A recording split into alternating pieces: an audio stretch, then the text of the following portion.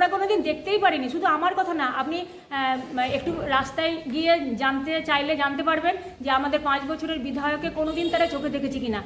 বিশেষ করে বয়স্ক মহিলা যারা, তারা তো বিধায়ককে চেনেনই না। শুনুন, মানুষ তো অনেক কথাই বলবে।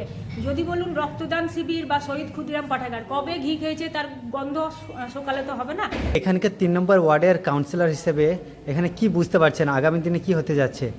দেখুন, আগামী দিনে শুধু 3 নম্বর ওয়ার্ড বলে নয়, আমাদের 28টা ওয়ার্ডেই যেভাবে উচ্ছ্বাসের সাড়া আমরা চেয়ারম্যান স্যারের পক্ষে পাচ্ছি, আশা করি আমরা একটা চৌঠা মে আশানুরূপ ফল পাবো।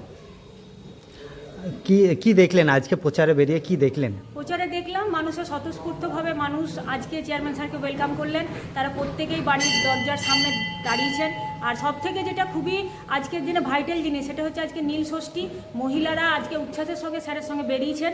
তারা মন প্রাণ দিয়ে স্যারের মঙ্গল কামনায় আজকে সবাই প্রত্যেকে আমরা নীল ষষ্ঠীর দিন স্যারের মঙ্গল কামনায় স্যার যাতে আগামী দিনে বিধানসভায় যেতে পারেন সেই উদ্দেশ্য নিয়ে তারা প্রত্যেকেই আজকে প্রার্থনা করবেন স্যারের কাছে, স্যারের জন্য।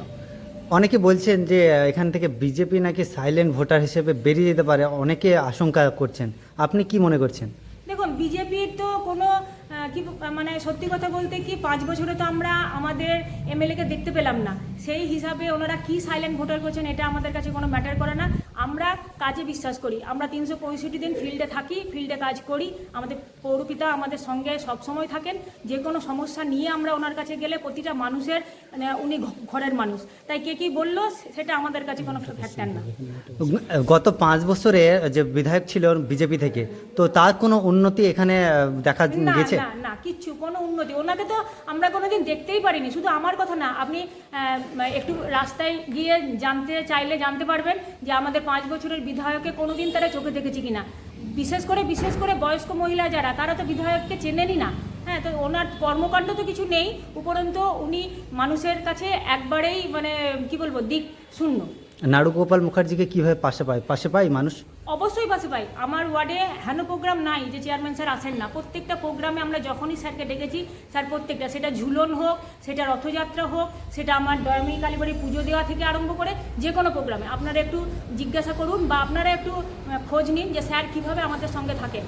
এমনি আগামী সামনের দোলেই উনি এখানে এসেছিলেন। এখানে তিনি একটা রাস্তায় বেরিয়েছিলেন, প্রত্যেক মানুষের সঙ্গে দোলের শুভেচ্ছা আদান প্রদান করেছিলেন।